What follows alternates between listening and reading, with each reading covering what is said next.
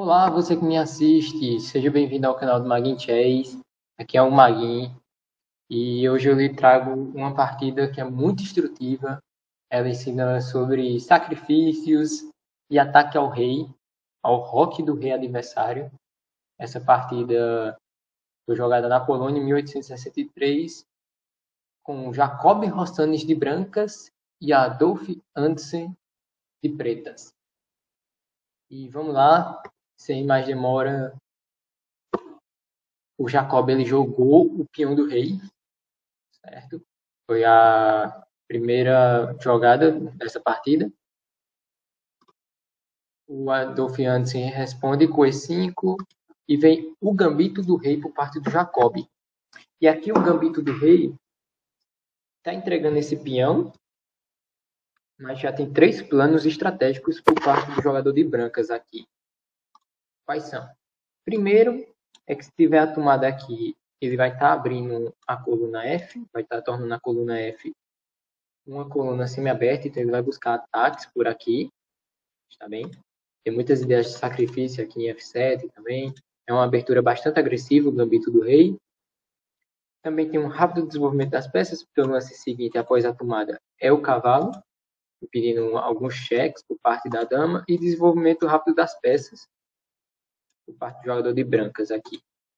Então, tem o desenvolvimento rápido, tem a coluna semi-aberta aqui, e após a defesa do peão, vem D4, controlando o centro.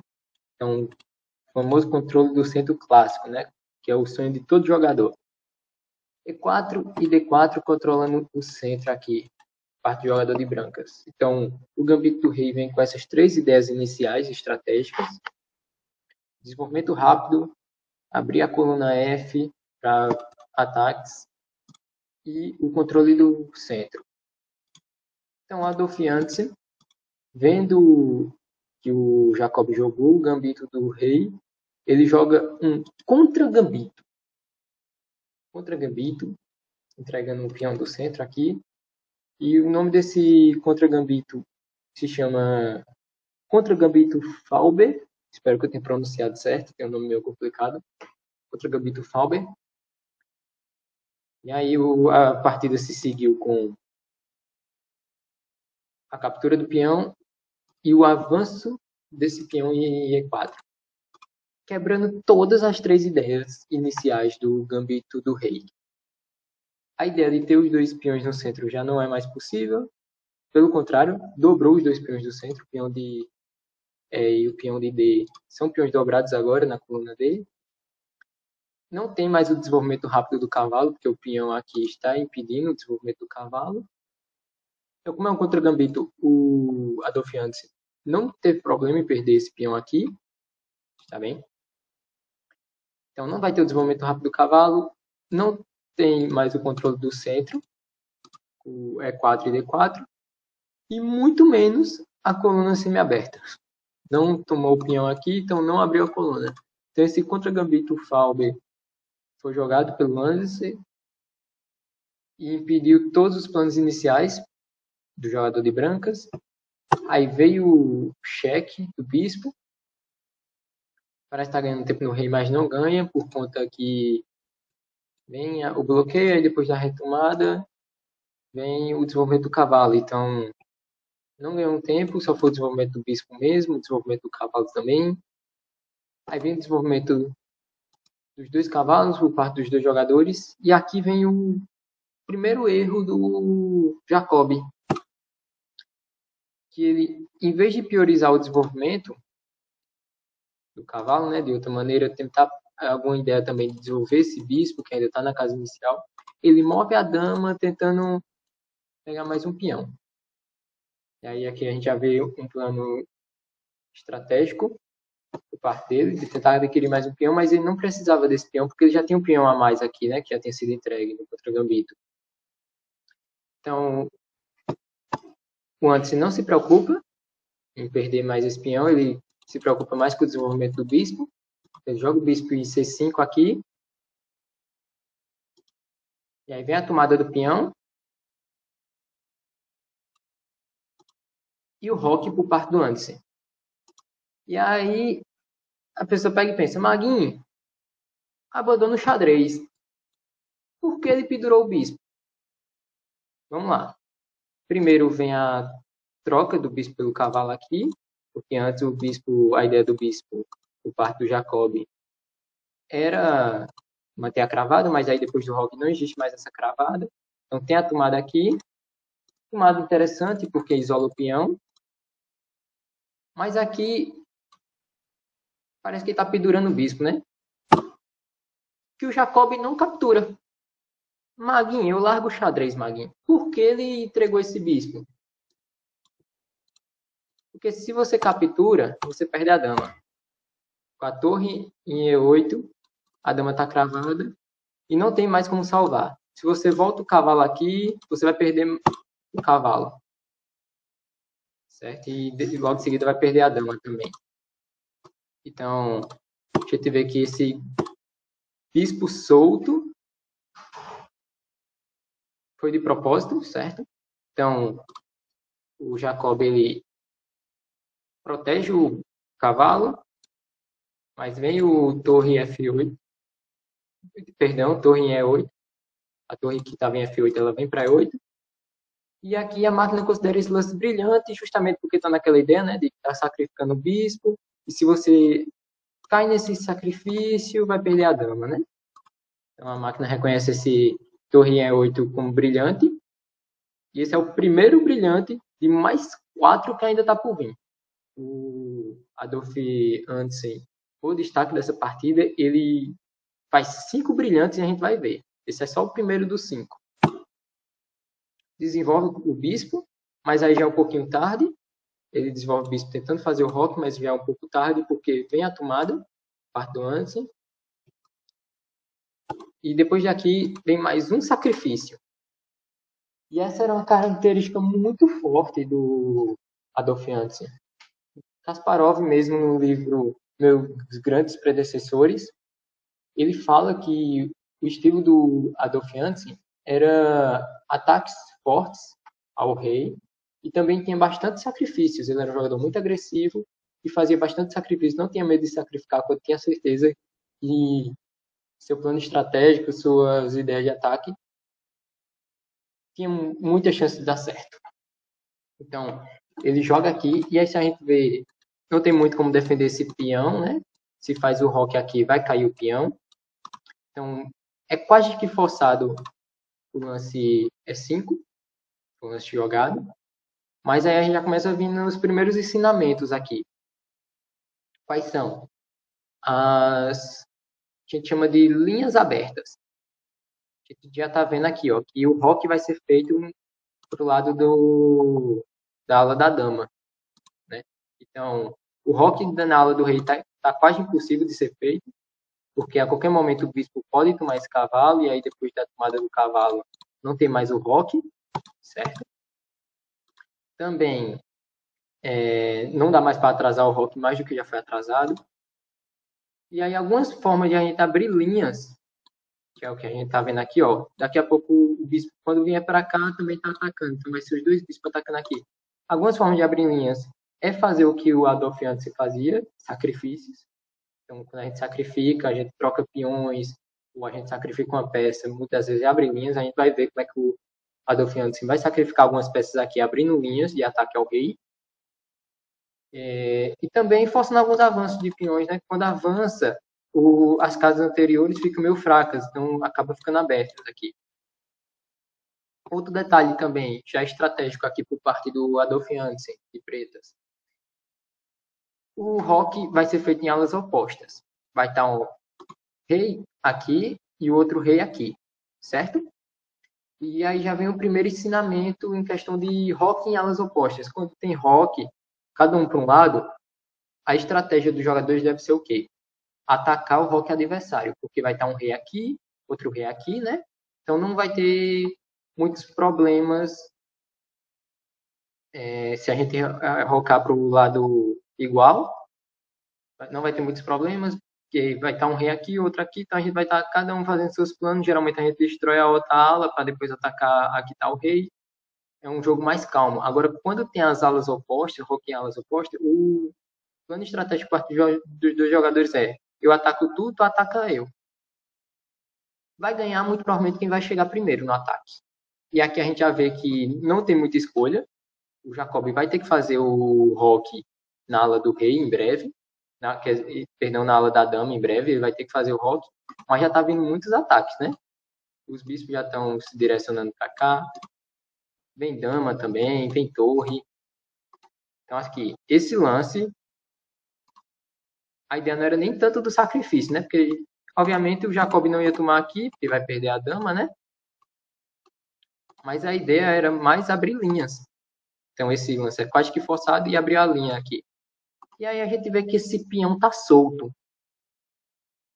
Mas qual foi o próximo lance por parte do Anderson? Dama e B6, que é o lance da máquina. Certo? A máquina já dá uma boa vantagem aqui, porque sabe que o rock vai ser feito em alas opostas e o ataque do Anderson vai ser fatal aqui. Mas por que ele não capturou o peão? Mas, Maguinho, esse peão, se ele capturar aqui, vai ser bom, vai pedir o rock, né? O bispo vai estar aqui em cima do rei. Vai ser bom. Vai ser bom se você não tivesse o dama C4 que leva um dos bispos. Certo? Então, tinha esse ataque aqui. Se ele leva o peão aqui, ele perderia um dos bispos. Está bem? Então, por conta disso, o Anderson ele faz o lance dama B6, que vem com todo tipo de ameaça. Vem com a ameaça de ganhar o cavalo aqui, vem atacando o peão de B2, não tem como defender as duas coisas de maneira simples. A única forma de defender todas essas ameaças é fazendo rock. Mas aqui a máquina já decreta a vitória do Anderson. Não tinha muito o que fazer, mas o Adolf Anderson já está com a vitória praticamente aqui. Jacob tinha que fazer o rock, né, que era a única forma de defender o cavalo e defender o ponto de B2 aqui. Mas aí já vem o bispo, ameaçando o checkmate com a dama. Tem que defender essa ameaça, então joga o C3. E aí vem uma série de brilhantes por parte do Adolf Anderson, que é fatal. A gente vai ver que essas linhas aqui com o bispo, essas diagonais aqui, são impossíveis de parar esse ataque. Porque depois do cavalo em C3, perdão, peão em C3, vem a torre. Torre em B8. Que tá vindo basicamente com a ideia de tipo, se tu tomar o bispo, tu leva mate. Então, é um brilhante porque tá sacrificando aqui uma peça que se tu toma, tu vai levar mate em 1. E o mate em 1 já tá sendo ameaçado. Então, se tu faz qualquer outra coisa aqui, o mate em 1 vem. Certo? Então, não tem muito o que ser feito em relação a esse bispo aqui. Então, tem que impedir a ameaça. Então, é jogado B3, é impedir a ameaça. Vem a torre para reforçar o ataque, certo? Então, já está trazendo todas as peças. O ataque do Anderson, não vou nem dizer que chegou rápido, já estava chegando, né? Já estava lá. Então, quando foi feito o rock, os ataques já existiam, né? O bispo já estava aqui, o outro bispo também já estava nessa ala, a torre já estava com a ideia de vir para cá. Aí o Adolf Anderson, depois que o rock foi feito, ele, beleza, vou levar todas as peças para cá, para atacar o teu rei. Então, vem jogando essa torre aqui, que se toma o bispo. Não tem mais ataque aqui, mas tem esse ataque aqui, que é inevitável, vai vir checkmate de qualquer forma. O que você fizer aqui de brancas vai levar o checkmate aqui embaixo. Esse ataque aqui, vem o checkmate aqui embaixo. Certo? Então, a ideia do sacrifício continua. Se você toma aqui, você vai levar mate. Se tomar aqui, já era. Vai vir checkmate de toda forma aqui. Tá bem? Então, o Jacob não pode tomar esse bispo de jeito nenhum. Então, ele joga o cavalo para tentar atacar o bispo. E aí, termina de dar a vitória para o Adolf Anderson. que vem com o lance mais lindo dessa partida, na minha opinião. Não é o último brilhante dessa partida, depois desse ainda vem mais dois brilhantes. Mas esse eu acho que é o lance mais lindo mesmo, que é o sacrifício da dama em B3. Que aí tá na ideia simples de tô ameaçando mate aqui, tô ameaçando mate aqui, certo? Se tu tentar qualquer coisa, se tu tentar abrir aqui pra dama defender esse ponto, né?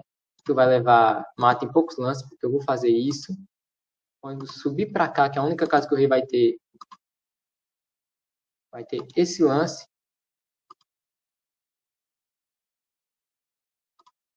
Perdão, na verdade vai ter. Eu errei aqui a ordem. Se tu joga aqui, tu vai ter isso. Que aí tu vai ter que jogar a dama na frente e vai ter isso. Então é mata em poucos lances. Certo? Então assim, já tá vindo com um ataque muito forte aqui. Quando ele sacrifica essa dama, se tu não aceitar esse sacrifício, tu vai levar mate de alguma forma. Então, o Jacob viu que ia levar mate de todos os lados ali, se deixar essa dama em cima do rei. Então ele toma. Mas aí vem o próximo brilhante, que é o torre, em B3, capturando B3, que, mais uma vez, é inevitável. Se você tentar fazer qualquer coisa aqui, tá levando mate aqui embaixo, certo? Você toma aqui, por exemplo, o mate vem, certo? Se você tenta impedir, as ameaças de checkmate são fortes ainda, certo? E aí vamos lá. Ele jogou aqui. É mais um brilhante, que tá tendo sacrifício aqui, tá vindo mate aqui, tá de tudo, né? E aí o lance do Jacob foi o bispo aqui. Bispo para tentar, de alguma forma, tipo, se tu joga aqui, eu tento fugir, né? Mas vem o último brilhante, o último lance da partida. Bispo em E3. E acabou o jogo. Aqui, o Jacob abandonou a partida. Mas, Manguinho, por que abandonou? Ele está entregando o bispo. A gente já viu que o Adolfiante não entrega peça em vão, né? Esse aqui é o último brilhante da partida e é o último lance da partida. Então, os três últimos lances por parte do Adolfiante foram brilhantes. Foram outros dois brilhantes que ele fez no decorrer da partida. Então, teve 5 brilhantes por parte do Adolfiante. E a ideia aqui é simples. Tá em xeque o rei. Então, tem que ser feito alguma coisa e, independente do que tu fizer, tu vai levar mate em torre B1. Se tu toma aqui, vem um mate. E a torre tá atacando essa coluna, não tem mais o que fazer, o bispo tá apoiando a torre, vem mate. Se tu cobre aqui, vem mate. Se tu joga o bispo aqui de volta, vem o mate também. E se tu joga o cavalo não tem como defender aqui porque o cavalo tá cravado. Então vem um mate de toda forma. Então, independente do que fizesse, o Jacob não ia ter mais o que ser feito. Então, em 19 lances, o Adolfiante deu uma aula de sacrifício, de abrir linhas para atacar o rei, atacar o roque adversário. Ele ensinou tudo sobre como ganhar o adversário atacando o rei no momento certo. Também fez roque em alas opostas. Ele já vinha preparando esse ataque há muito tempo. E a gente viu que é avançador, né? Quando as linhas foram abertas aqui, ó, quando ele jogou esse bispo aqui, a vitória era dele. E depois desse peão, esses ataques aqui são fatais. O bispo aqui, ó, inevitável. Aqui a vitória foi do Adolfiante. Com esse lance brilhante, né? Sacrificando o bispo, se sacrifica, leva mate. Aí veio torre, que essa torre a gente viu que no último lance da partida ela foi fundamental, né? E aí veio o sacrifício da dama, aí veio outro brilhante da torre e veio o brilhante final, que aqui Independente do que fosse feito, teríamos checkmate. Então é isso. Se você aprender alguma coisa nova com essa partida extraordinária por parte da Dolphin, eu fico bastante feliz. Então peço que você deixe o like, compartilhe esse vídeo, deixe um comentário aí de alguma partida, de alguma ideia que você quer ver em algumas próximas análises. E agradeço muito por confiar no meu trabalho. E até a próxima. Valeu!